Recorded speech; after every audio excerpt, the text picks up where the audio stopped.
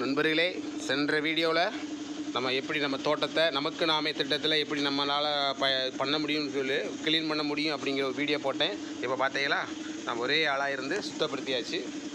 இயற்கையை பேணுவோம், நாம் இருக்கும் இடத்தை சுத்தமாக வைத்துக்கொள்வோம், நாமே உடல் உழைப்பை கொடுப்போம்.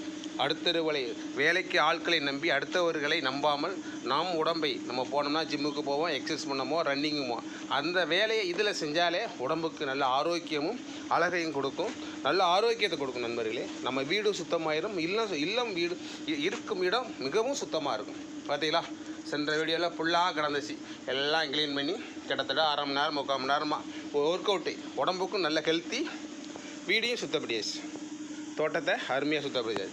நீ தண்ணி பாய்ச்சினோடனே பாருங்கள், செழுமையாக இருக்கும் செடி. இதுதான் நமக்கு நாமே திட்டம். நம்ம இடத்த நம்மளே சுத்தப்படுத்தி நம்முடைய ஆரோக்கியத்தையே மேம்படுத்திக்கணும். இது சுத்தமாக இருக்க வீடு சுத்தமாக இருக்கும், நல்ல ஆரோக்கிய காற்று வரும், எல்லாமே நல்லா பார்க்குறதுக்கு ஒரு ரம்மியமாக இருக்கும். நன்றி நண்பர்களே, நன்றி.